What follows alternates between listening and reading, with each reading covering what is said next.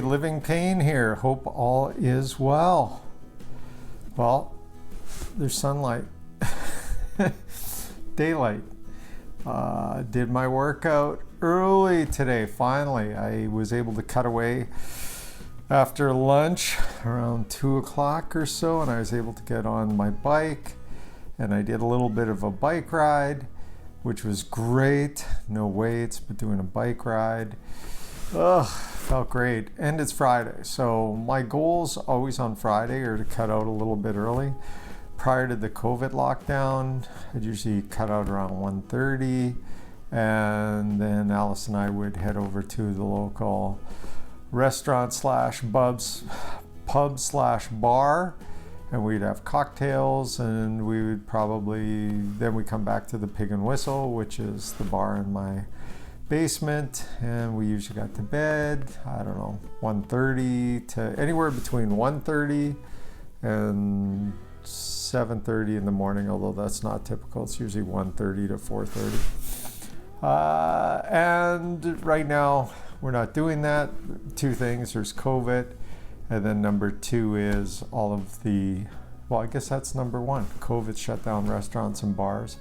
Oh no, number two is that I've decided to quit drinking beer / alcohol for 60 days minimum, might be a little bit longer, in order to lose some weight, because it's near impossible to lose weight when you're on alcohol or drinking alcohol. Shuts off your fat burning system. Now, I woke up today at 2:04. I thought today might be the day that I could get down to the 202 and hit the 35 pounds. However, I should have known when I went to bed last night, I weighed myself as a little heavier, and that's not uncommon when I do weights. And at the end of the night, the weights, you retain water, the water helps rebuild the muscle, and I definitely give it when I'm doing weights. The one thing that I wanted to mention when I was doing, I've been doing weights on and off since, most of us, since we're probably teenagers. And I've always done the traditional 3 sets, 8 to 12 reps, blah, blah, blah, blah, blah.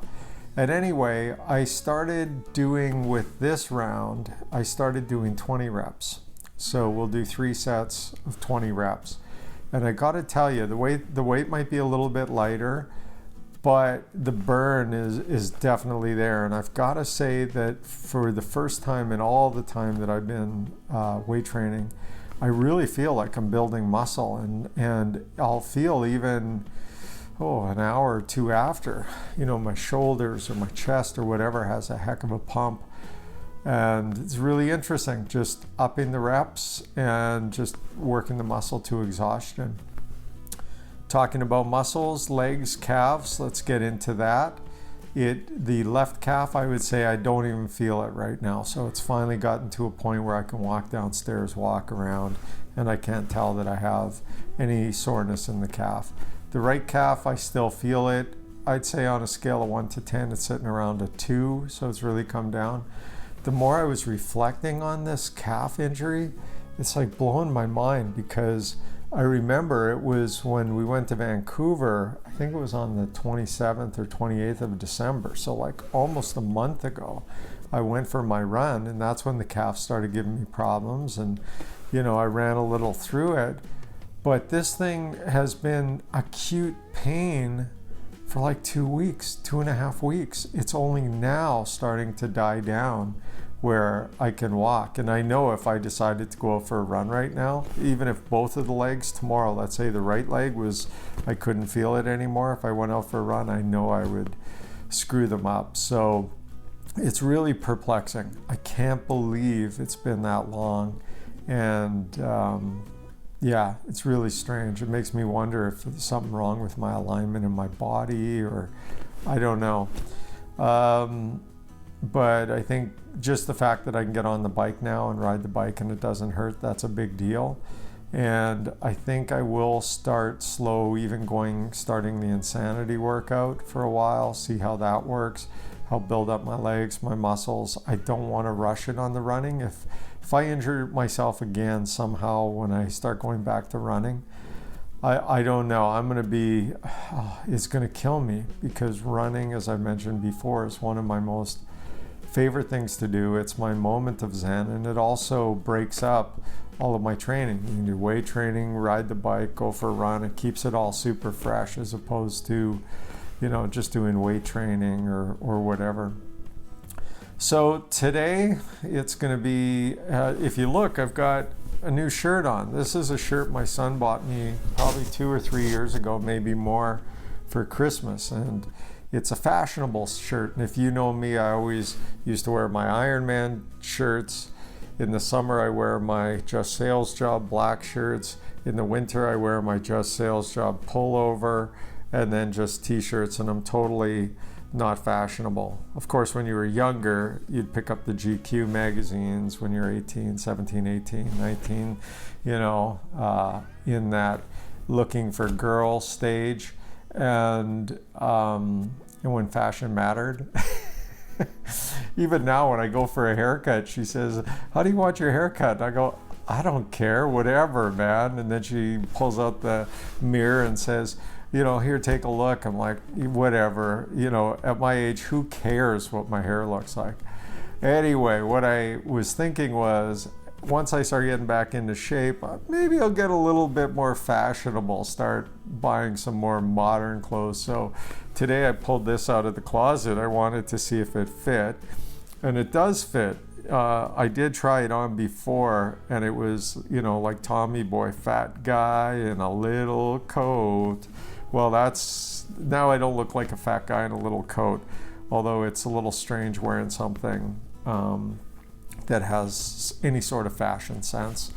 And so we'll see. Once I get down another 15 pounds, I might go on a shopping spree and pick up some fashionable clothes, although it better be cheap. I'm not going to spend.